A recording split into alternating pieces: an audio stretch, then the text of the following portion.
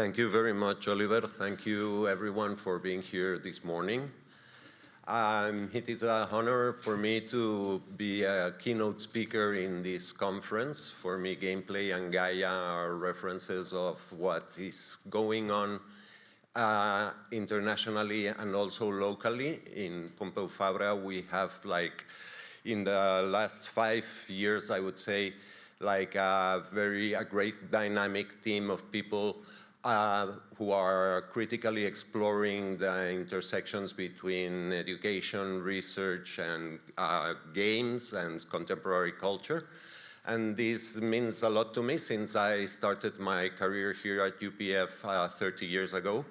So this means that I have seen many different steps in this evolution. And I have also seen or witnessed several changes which are, I would say, cultural changes that come from the very relevant convergence between digital technologies or digital media and culture. And I think that in this sense, my position here being an art practitioner and having been an art practitioner who has tried to collaborate in a higher education context in order to inspire or at least to walk together with students of different degrees, like the audiovisual communication degree, or the Masters in Digital Arts, or more recently, the Digital Culture and Emerging Media, DICEM, which is the newest master program in which I have been collaborating for the first 4 editions, coordinated by Professor Roc Parés. It is for me like a very interesting moment to look back into this convergence between digital media and culture. It is something that I try to do from my own experience as an art practitioner, and it is something that I really think that connects with the idea of independent gaming, also thinking about the possibility of an independent culture, which I think that will be basically what I will try to talk about. But also I will try to show some work that has been a substantial part of my own recent experimental production, together with work that has emerged from different courses and workshops that I have been teaching here at UPF, and which have some, I think, singularities if you compare to other programs, which are probably more structured or more focused into the education of students that are connected to the idea of a cultural industry. As you will see during my talk, I am very critical of these so-called cultural and creative industries. And let me at least, if you are not, try to convince you that the idea of independence or an independent gaming scene or independence in culture have a lot to do with at least questioning the idea of cultural and creative industries. So, thank you. I chose this title of In Becoming, which, as you have seen, I am not a native English speaker. And probably when we use English words for our titles, we kind of forge very strange embryos that at least for me, it is like a space in which to think that this art practice as research is something that is not established. I think about it as a production of knowledge, but I would say that this production of knowledge is more a way of knowing than an established form of knowledge. And this is also the case because in the Spanish university system, there is not the same level of development of what artistic research has been in Great Britain or some German-speaking countries, since we have like some differences in the way in which the arts have been integrated in the higher education system. So my role here at UPF is within the DigiDoc research group. It is a group which is very plural and diverse, and we try to tackle some of these aspects of the convergence of digital media and contemporary culture.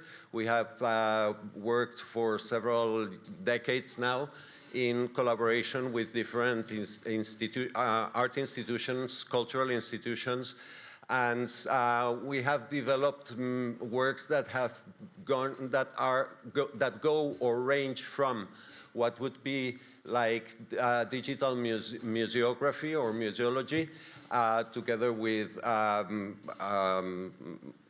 Fundació Joan Miró or Centre de Cultura Contemporània or Museum of Contemporary Art in Barcelona.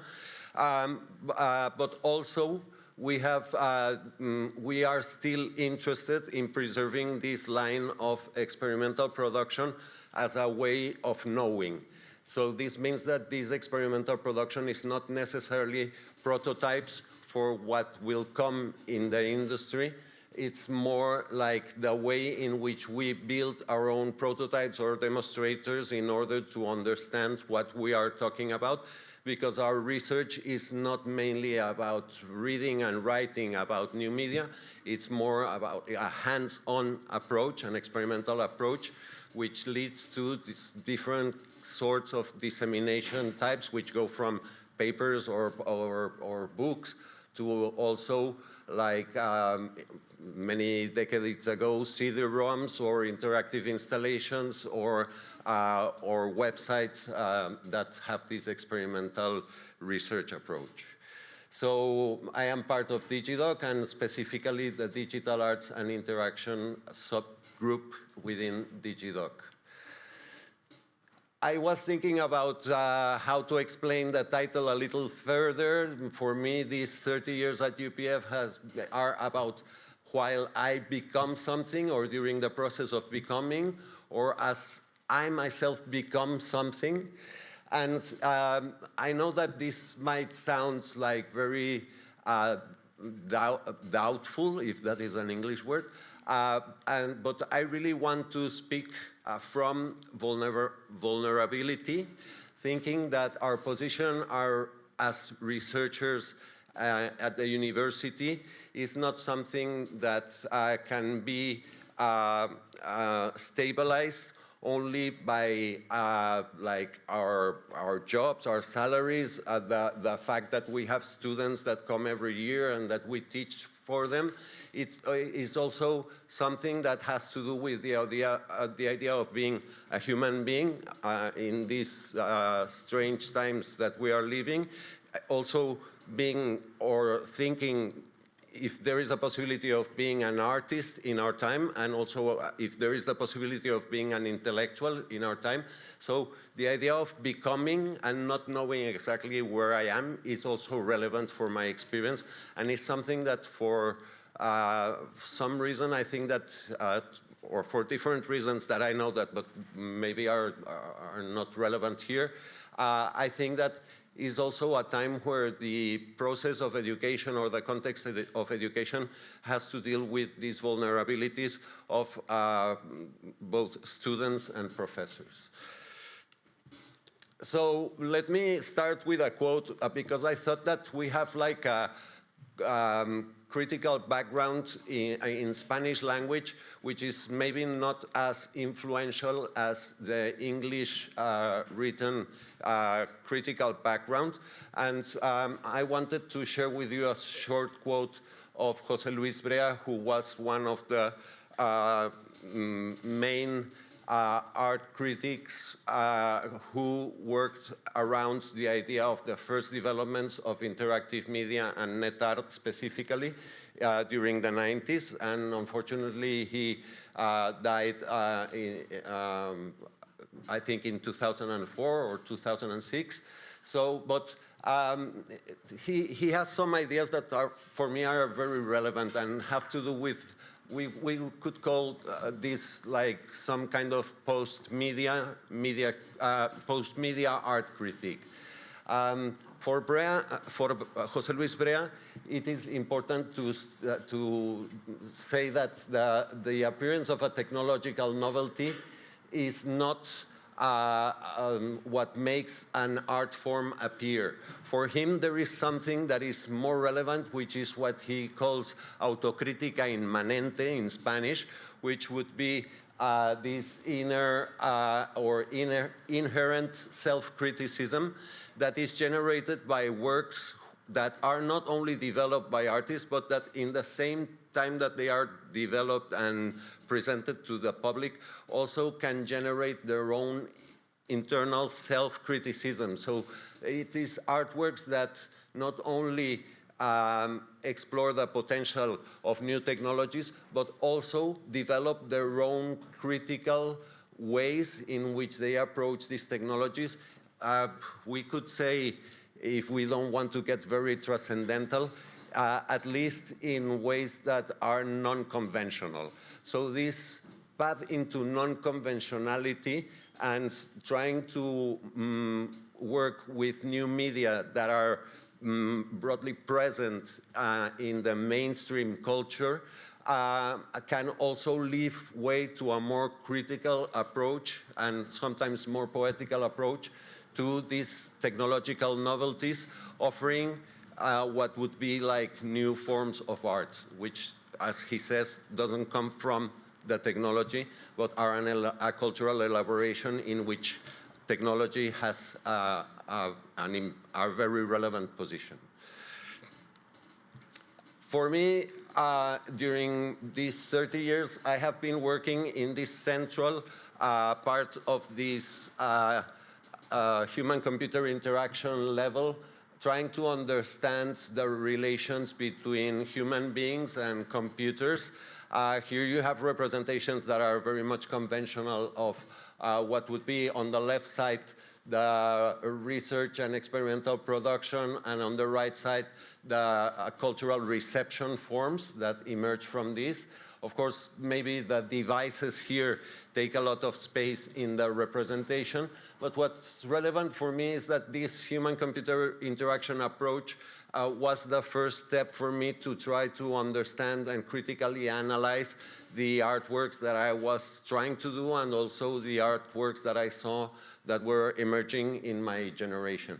And I am aware, and in this campus we have people who also study the system level, which would be in this scheme, of course, in this sketch, it's underneath this human-computer interaction level, and it refers to hardware and software that is essential for the development of new artworks.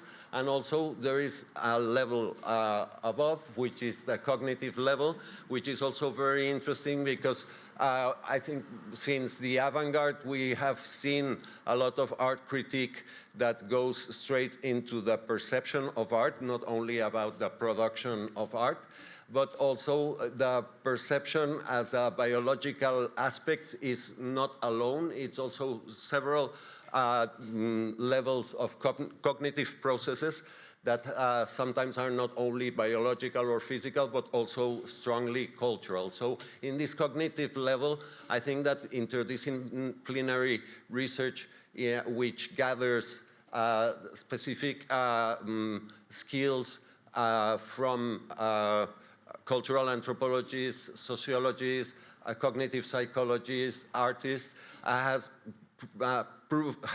it has already been proved in these last 30 years. And if we think about the pioneers of these are probably big companies like Xerox that had this Xerox Park and this artist in residence program in San Francisco that was called PAIR, in which we can see artists like Brenda Laurel collaborating with Xerox in defining the workspace or the domestic space of the future and developing new interfaces and new ways of relating or communicating with computers. I think it all comes, I am speaking now about the 80s and the 90s, but it all comes probably, at least as a theoretical basis, from the cybernetics or the idea of cybernetics and society from the 1940s and 50s with books like Norbert Wiener's Cybernetics. So it has a lot to do with considering the artwork also as a system, and as Marcel Duchamp said, it's not made by the artist alone. It calls for the participation of the spectator, which updates the artwork, bringing its own ideas of what the world is. So maybe since I want this to be visual, I will try to show you one of the earliest. It is not the piece that we made. It is video documentation of an interactive installation made together with American artist Perry Hoberman in collaboration with my brother Roc Parés, who is a professor in the technology department here at UPF, and myself, who I am, as you know, a communication professor here at UPF also. So maybe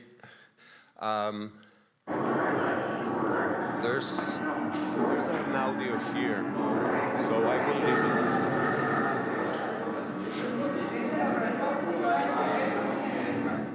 El Ball del Fanalet, or Light Pulse, is a multi-user experience that uses virtual reality technology. An important component of the work is the exploration of the social possibilities of this medium. It takes place in a circular arena, approximately 6 meters in diameter, onto which a real-time computer-generated image is projected from above.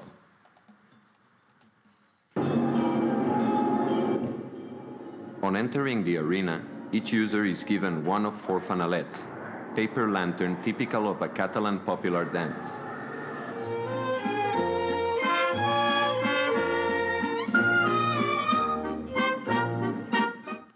Each fanalet contains a colored light with a battery pack and a position sensor.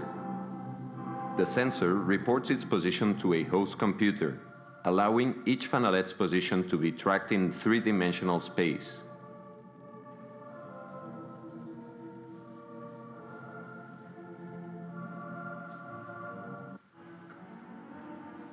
The 2 horizontal dimensions are used to position a colored circle of light projected onto the floor directly below each fanalet. The 3rd dimension, height, is used to determine the size and brightness of the light bulb, so that its behavior mimics the effect of a light source emanating from the fanalet. As the fanalet is lowered, the pull becomes smaller and more intense. As it is raised, the pull becomes larger and dimmer. This gives users the impression that the light pull is projected directly from their fanalet and gives them an immediate, intuitive sense of how to interact with the work.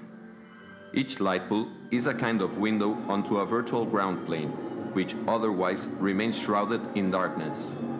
Small colored tetrahedra, proto-objects, are spontaneously and randomly generated throughout the arena, glowing briefly like embers before disappearing.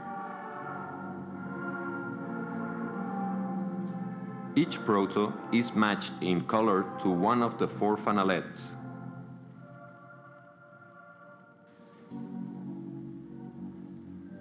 If a user manages to illuminate a proto during its brief life with the appropriate light bulb at a sufficient intensity, the proto grows and metamorphizes into an articulated object. In effect, the object feeds on light.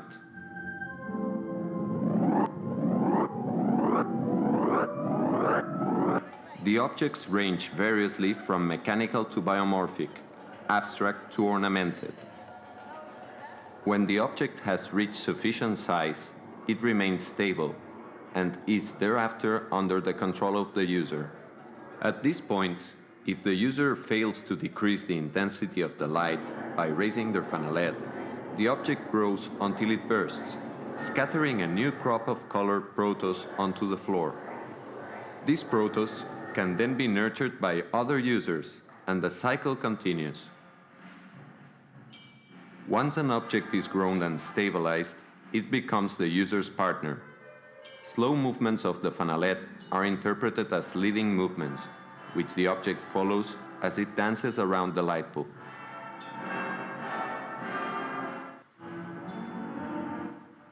Any sufficiently rapid sequence of movement of the fanalet is interpreted as a training movement. The object follows this movement and then repeats it continuously on its own until it is taught a different movement.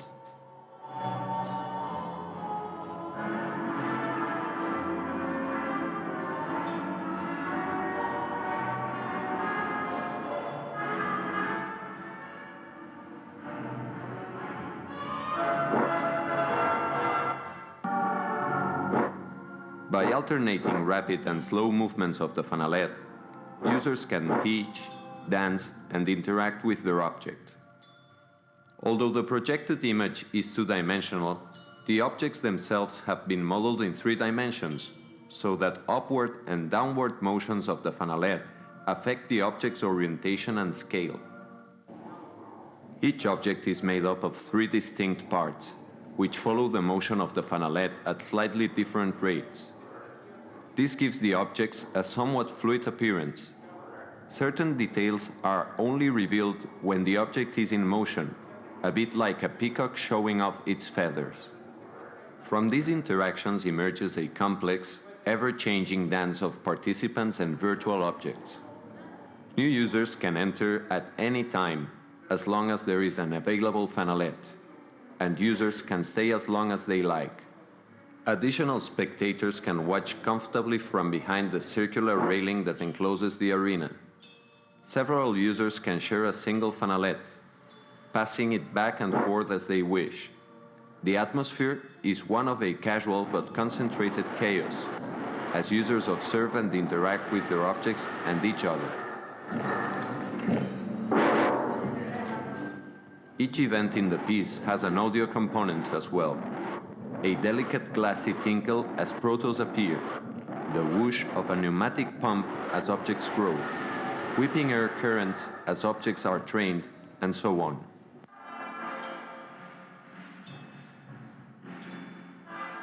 A second independent stereo audio track, consisting of a variety of ballroom dance music, processed with huge amounts of reverb, plays continuously and softly in the background, as though it is being heard from a great distance. At any point, after 2 or more users have grown and trained stable objects, they can bring their fanalets together in a ritual gesture that indicates that they want their objects to join together in a choreographed object dance. After a brief fanfare and a shower of light, the light poles and objects leave the users behind and perform a group dance to a driving drum beat, using the movements that they have been taught as they follow a choreographed path.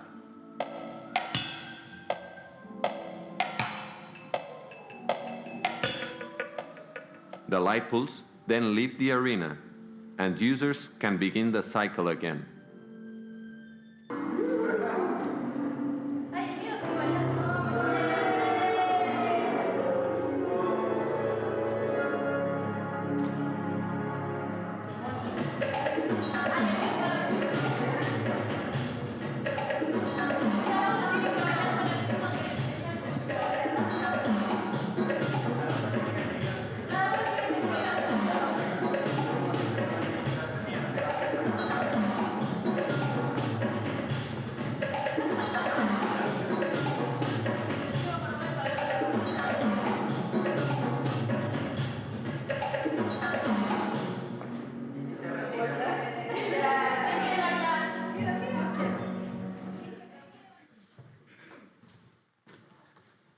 Well, as you have seen, the interest for understanding interactive media from experimental production, and not only from a standpoint in research, which is about reading and writing, made us as a team collaborate with different artists who already had some experience in interactive installations. And in this case, together with Perry Hoberman, we developed what would typically be considered the interaction design, the interaction script, and the interaction programming of this piece, which I want to ask you, and maybe this is violent, but I don't wish it to be, how many of you can relate to this piece that you have seen documented here as an independent game? How many of you would consider that this is an independent game? So that's more than half of you, I think, or almost all of you.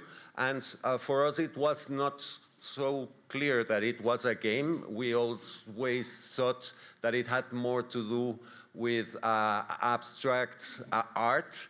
And, but of course, when you open it, the day of the opening is completely the opposite to a vernissage. You know, a vernissage is when in an art gallery, people are invited to see how, or traditionally was, how a painter gives a coating of varnish to a painting, which means that she will not paint anything more on that piece, and it is finished.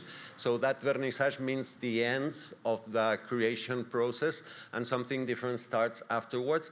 And in interactive media, as you know, the day in which we opened this interactive installation in Fundació Joan Miró in 1998, it was the beginning of many things. Most of these things that happened were like a very warm reception by people who enjoyed the interaction, enjoyed the visuals, maybe didn't enjoy the sounds that much because it was like hard, especially for the people who worked in the exhibition room, as you can imagine. But it is also true that we had like this satisfaction of seeing groups of people, tourists who arrived to Fundació Joan Miró in different autocars or couches or, well, buses. And many times you find people walking around the rooms of Fundació Joan Miró who are people who don't share the same language, so would not be able to establish a conversation. But through the piece and through this we could say, I hate the term, but intuitive interaction, there was the possibility of establishing some sorts of dialogue, which for sure are not substitutive of oral communication, but had some very interesting, or at least for us, powerful, evidence that there is this embodiment in an interactive piece, which is immersive not by isolating the participants with a head-mounted display, but by immersing them in a 6-meter diameter projection, which allowed them to have like a common ground where they could start to explore and find ways of interacting first with virtual objects and then with other people through the virtual objects that they were nourishing or modifying. So yes, this was the practical part of my PhD research as well, which means that in that moment it was not a moment where at the University Pompeu Fabra where I made my PhD, which I finished in 2001, and we didn't have like a track where this kind of experimental art could be considered, or experimental production could be considered officially part of the PhD, but for me it's clear that for me this was part of my process and maybe the most important part, especially this is why I still hide the thesis dissertation, which for me has like no, it's not as relevant as this work or this experimental work.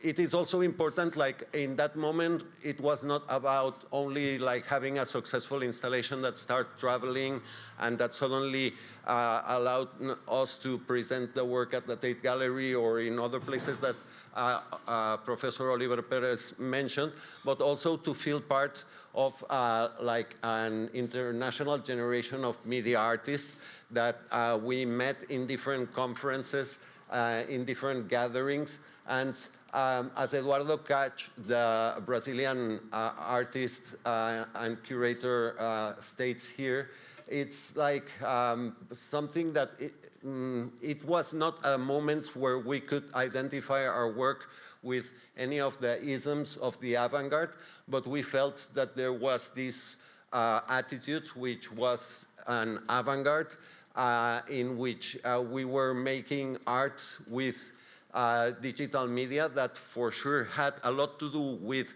art made at the same moment from the fields of sculpture or painting or filmmaking or photography. They shared a lot when in their approaches to concepts such as light, as self, as space, as reality, representation, etc. But in fact, we were exploring these boundaries also of what this emerging media was. And particularly, we thought about virtual reality as interaction with digital stimuli generated in real time. That was our working definition and is still. So during the years I have been teaching, and that memory of that collective of artists is still present in the way in which I approach digital art. I think this is something, I am not an art historian. I am, as I said, an art practitioner. But in my classes, there are lots of artists that I was that I met in these conferences or sharing collective exhibitions, etc. And that we, to some point, still have this, maybe not the feeling of being an active scene, because the group is dispersed, but there are some recognitions of the importance of the groups of each other for the rest. And together with in this list, you will see names that are maybe more obscure to you, which belong to people who have studied specifically in the master's program in digital arts here at Pompeu Fabra, who became also a very relevant part and references to my work and my way of understanding digital art. So when I say that I am a practitioner, but I teach, and that I am not an art historian, probably you think, okay, what are these classes about? And sometimes I believe it's bringing back the spirit of kindergarten to university and making people start drawing again and cutting again and doing manual interactions, specifically in order to produce paper prototypes. And we have been working with an inflatable slide, which is somehow the result of a research project done from the engineering department together with the National Institute of Physical Education. And it was to explore the sedentary behaviors in video gamers of different ages. So the proposal was to create this inflatable large-scale slide in order to test ideas of embodied full-body interaction that could promote also social behaviors. So the slide is designed to be used by 4 people at the time, maximum 6 people at the time. And you can see that it has a white surface for the projection of these games or activities. And also, when we prototype, we are projecting the paper cutouts and paper prototypes that we have on a table with a camera on the top.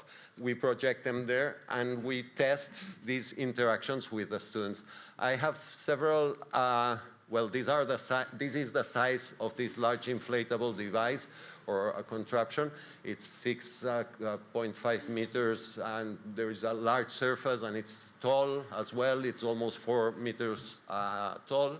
So, and we also have like all this list is only like a seventh part of the complete list of the actions that have been typified that participants in this interactive inflatable slide do. So it's things like throwing your body head first, or throwing your body legs first, open legs, closed legs. There are many variants, or interacting while you're climbing the stairs, or interacting while you're holding someone else hand in hand, etc. So it's a long, long list. This is only a sample so that you can understand the subtlety of this interaction when you think not about the game controller as a standard, but when you think about full body interaction in groups of people, like 4 or 5 people. So maybe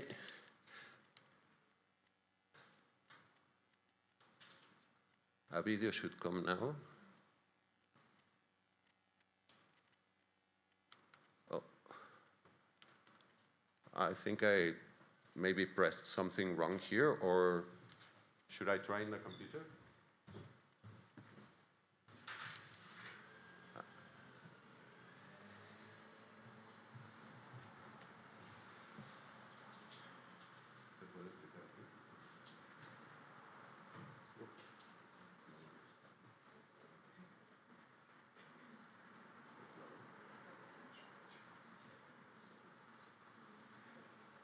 Can somebody help me? Like, how long have I been speaking?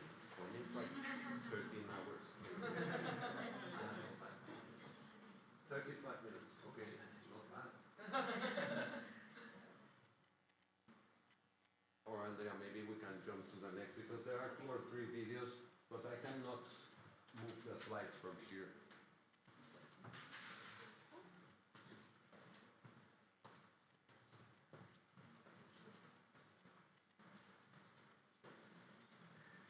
Okay, maybe this one. Okay, so this is a, thank you, Andrea. This is not the first example that I wanted to show, because the other one is a very beautiful paper prototype that was very carefully developed as a paper prototype. And here we see a prototype that first was drawings and paper prototype, but soon it became like a digital prototype. You can see that this one is created for 2 participants at a time, and we are alternating like the vision of the projected game that you can see here full screen, or then projected into the interactive slide.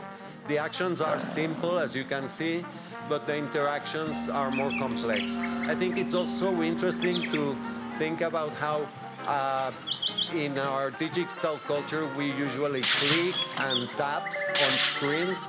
But it's funny when you think that these people are not clicking and tapping, but they are jumping, or they are holding another participant with their hands, etc. So you can see also that part of the motivation for the students to create these prototypes goes beyond the idea of creating something to avoid sedentarism.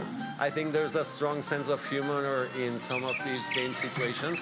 And also, I think that many of the ideas of how to activate the weapons or so would be trivial, if you would consider the standard use of game controllers, but become something that we have to think in depth again when it's about full body interaction, specifically in collaborative games, or even in competitive games, but where you have the presence, the physical presence of the bodies involved in the projection area and in the action.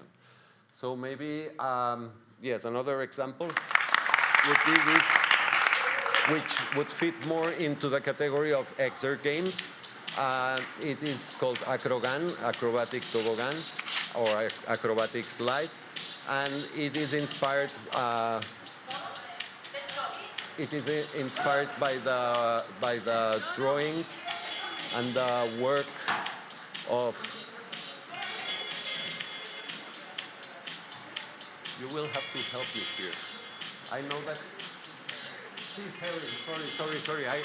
Suddenly I panicked because Keith Haring. We have a mural of Keith Haring in the wall in front of the Museum of Contemporary Art in Barcelona, and he's an artist that my students or these students didn't know, but that we use these very schematic and iconic human figures that Keith Haring used to paint.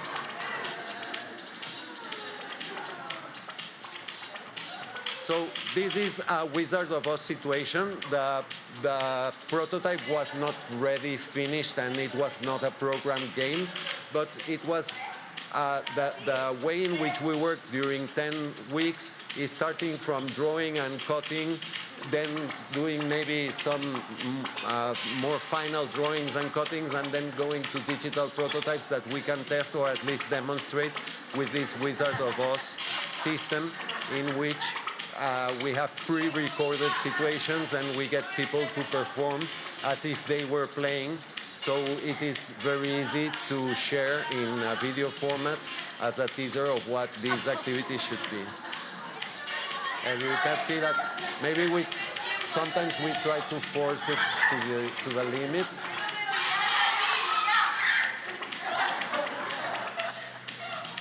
Now, of course, we are looking at this frontally, but most of the compositions are very well thought in order for the players that are on top of the image to be able to see. This is why sometimes you will feel that maybe there is not a lot of detail, or that the compositions are not really square in terms of graphic design, but it is always because we try to explore the different viewpoints that players or participants have in this interactive slide.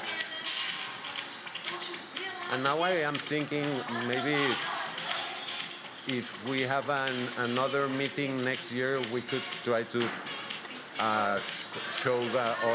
demonstrate the interactive slide. Yeah, it's very noisy. I hate it. But okay, so maybe since I am running out of time, I also wanted to say, because it's one of the resources that we have created out of the teaching and interactive production here at the communication department, we have a repository of different interactive art and interactive media experimental projects. This is only a sample and a very bad screenshot, by the way.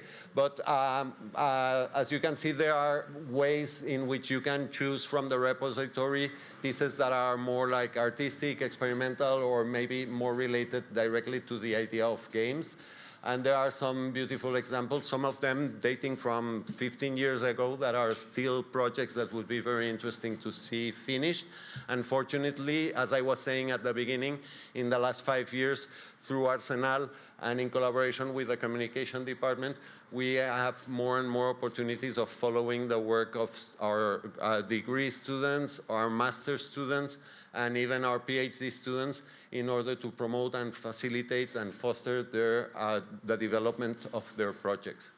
I also wanted to say that since I said that I am a practitioner, I am not an art historian, but I have been researching in all these aspects. Some of this research, specifically from the PhD students that I have had the privilege to join in their doctoral dissertations and their doctoral research, has always had also like a part of this experimental production.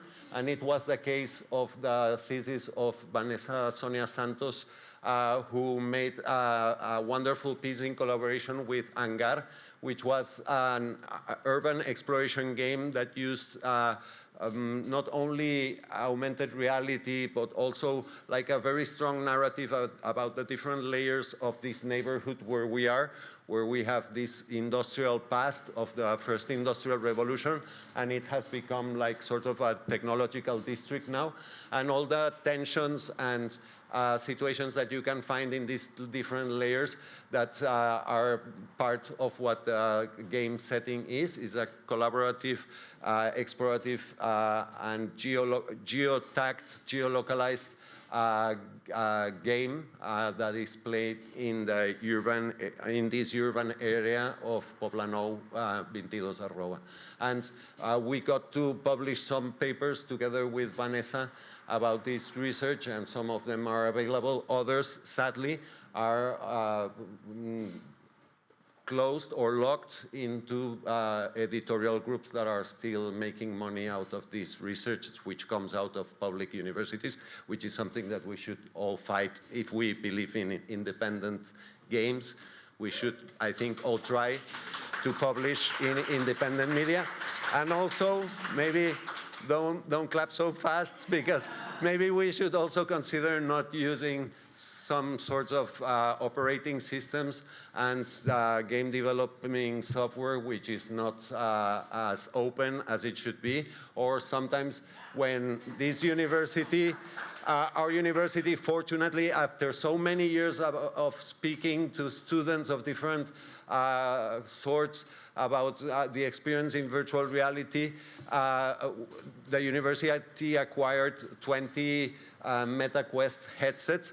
It was affordable. It was like a solution that was easy to manage, but it has proven also very restrictive in terms of what you can do out of what they expect you to do with these devices. So maybe you also have experience about this, and it would be interesting to follow.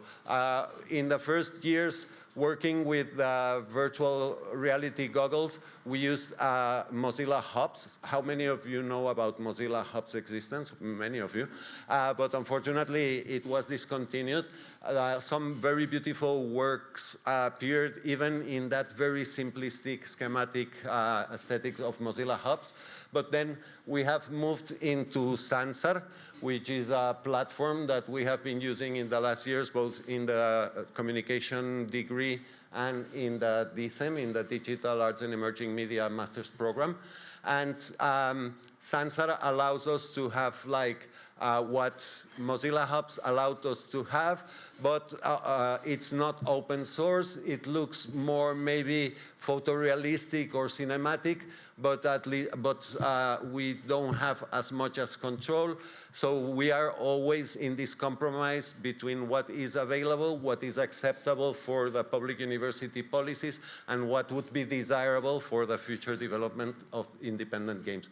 And I want to show one of the, at least so that you have, are familiar with one of these projects which came out of last year's DSEM, this digital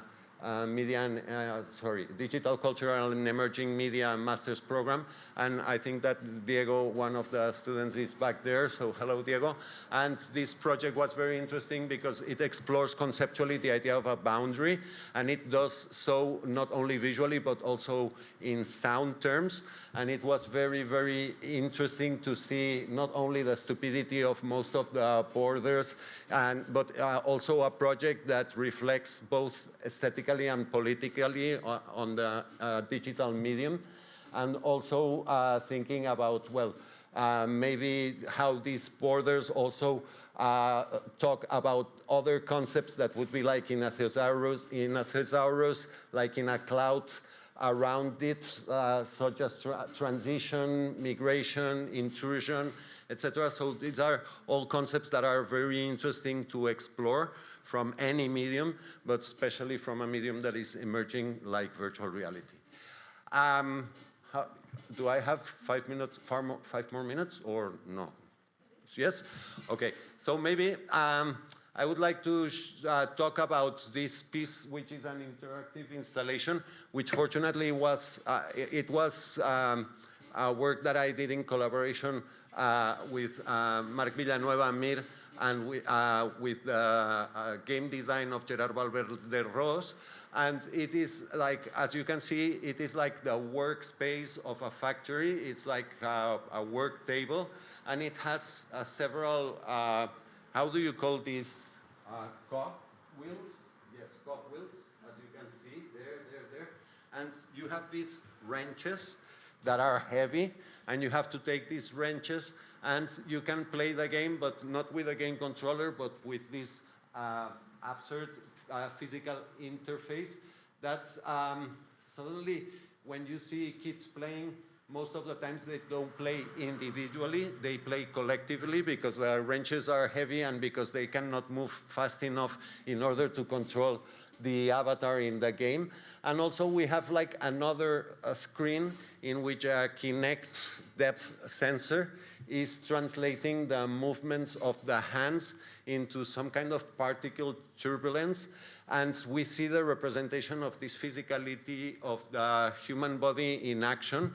And this piece, I think it's, the context for this piece was an exhibition named the Transparent Factory. And it is like a comment on the relations between child gaming and child labor. So the relations between what would be a first and a third industrial revolution and how it affects human beings when they are young. And probably some of you know Roblox or other kind of platforms in which there is this very uncomfortable limit between what is playing and what is working, and especially in kids who are young and who contribute to big economies of large international corporations that are behind these games. So this is like an interactive installation that is part of my recent work. This is another one which maybe it's hard to explain, but maybe with this video, which I don't remember. Maqueta entrenada és una instal·lació interactiva que proposa una reflexió sobre els estereotips en què basem les nostres històries.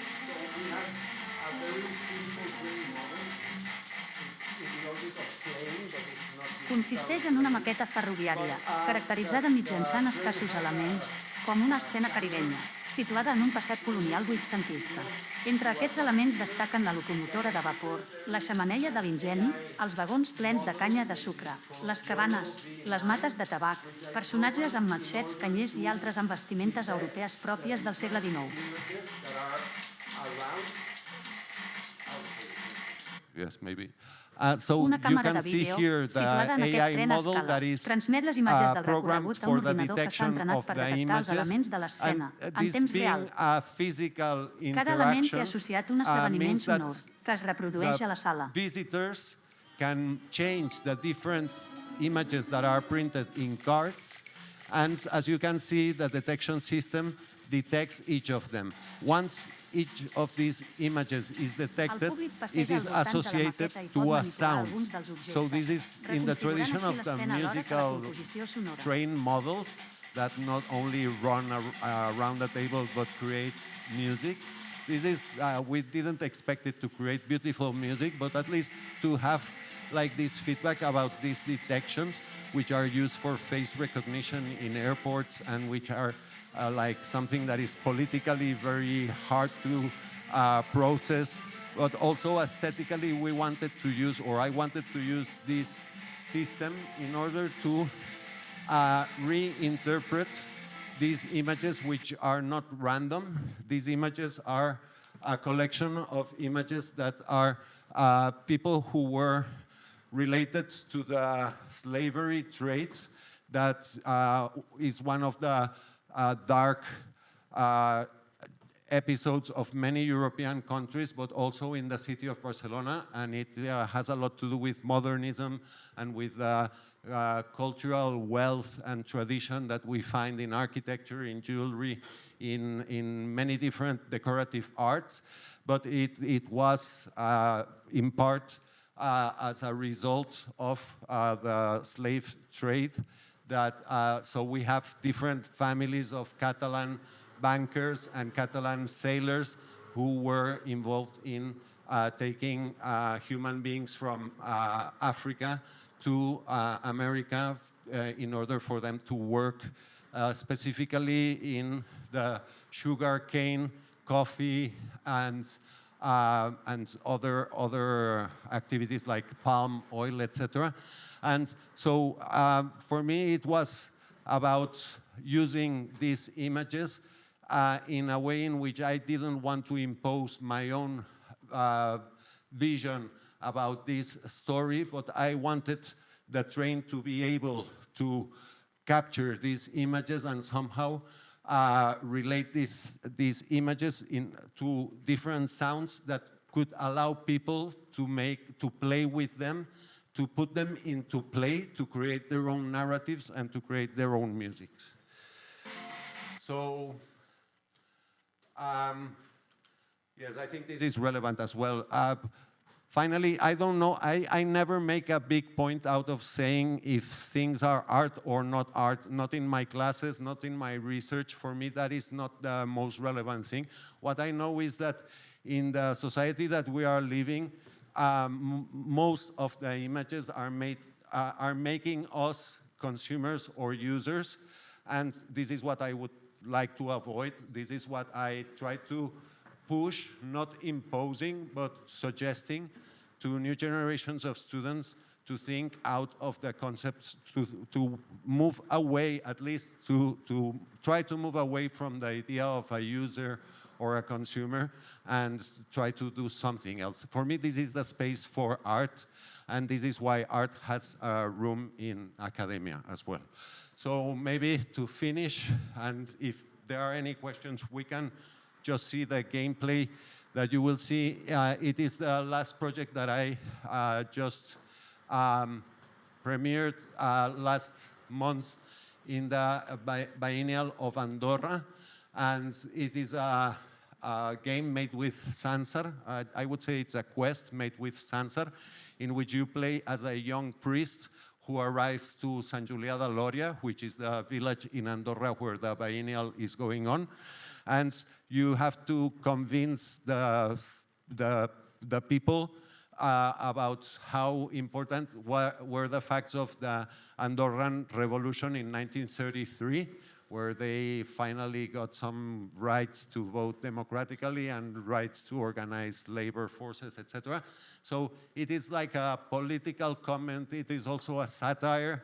It is also like using Andorra, which is such a small country, maybe you don't even know it exists, but Andorra is also like a very strange mirror for us Catalan people when we look at that small country and we see many of the things that sometimes we project for our future or we see in our past condensed in that small neighbor country of Andorra. So with all the respect, I made this proposal and it was accepted for the biennial. And these days, I have been like waiting for things to happen since this game is online, and I will pass the address if you want to try in Sansar. As you can see, you fall from the sky and arrive to this village. I use the OpenStreet data for the because I didn't have like more cartography, or I didn't have time to model a full, complete village. So for people who live there, it's very easy to see in this very, in the absence of any details, etc., they can really recognize their streets. Thank you, Andrea. And also, of course, there are like magic doors that when you enter, you will start finding like interior places that do not exist in the village, but that where you will find testimonies of the revolution of 1933 that you will try to unhide. And these will be parts of the quests that you will be doing until you finally end in one of the two finals. The final for the losers, it's kind of a bumper car fair attraction where you find different YouTubers that live in Andorra in order not to pay taxes. And also you find like tax evasion examples like Marta Ferrusola or Montserrat Cavaller. So you're with them in the bumper cars. And then if you, the end for the winners is different.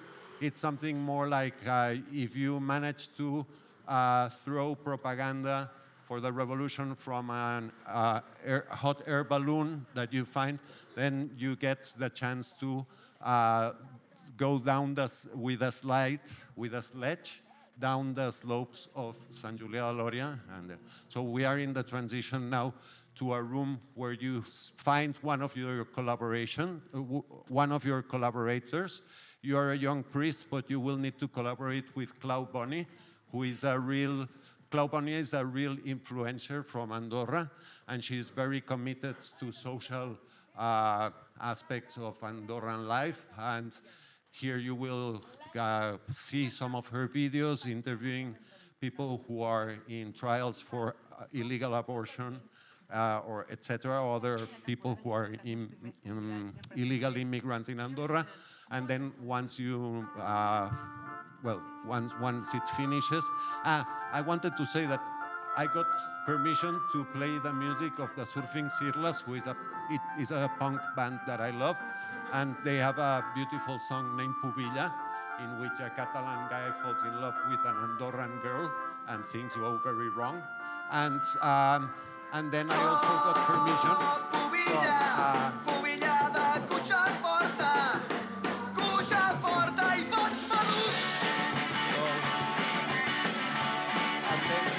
The other music is the Gods Santidad Gloria by Tornados, who are a polyphonic choir that sing this religious song that also plays in another part of the book. So I think probably it apparently had some structure, but at the end you saw that. No? Okay, so thank you for your patience.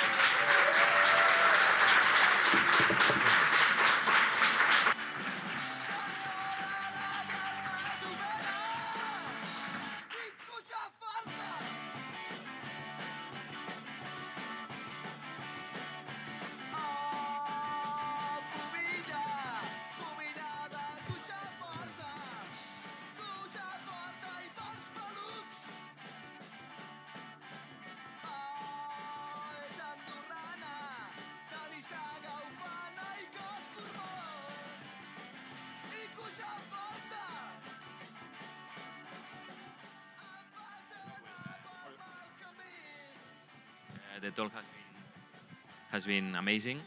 I've enjoyed a lot. Thank you again. And just perhaps you could elaborate a bit more on this interesting side of your work, whereby it's like teaching is permeating a lot your artistic ideas and work, and also the other way around. And perhaps you can tell us a bit more about how important is this interaction between teaching, researching, and your work as an artist in your experience, in your trajectory.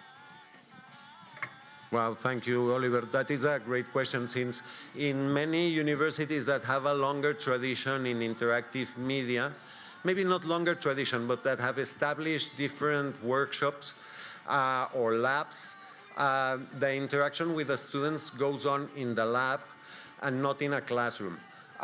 Since I said that our university bought these 20 VR goggles 4 years ago, and they also equipped a computer room with VR-ready computers that we can use for PCVR. This means that we are finally in a situation where in the classroom I can interact with students, also when we go to the different room for the inflatable slide, etc. And the situation of these interactions with the students are, I always try to think about them like horizontal. But of course, it's hard. If you were a student, Oliver, and you were called to a classroom where there is someone who is decent and he's speaking or speaking about things, it is easier to interact with that sort of professor, I guess.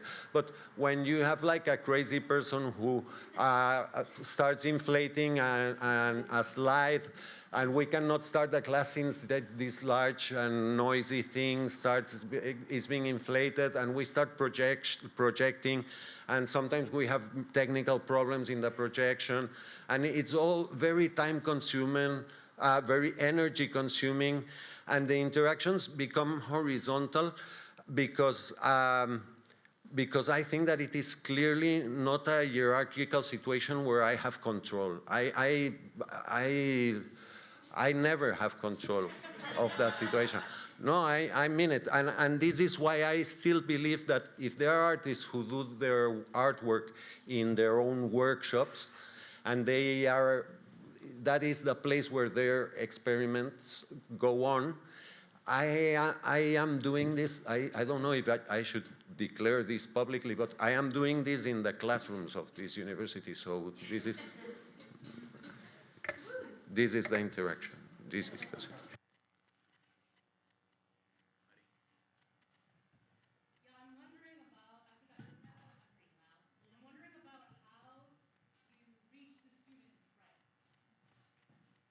I mean, it's a stressful time right now in the world. The students, they're stressed. Every student I talk to is somehow stressed, and I'm wondering how you reach them, like what you're doing right now to kind of call people out of themselves and to bring them up, you know, bring them out into what they want to be. Not in a hierarchical way, but you bring these people into a room, and how do you invite them to join you on the slide?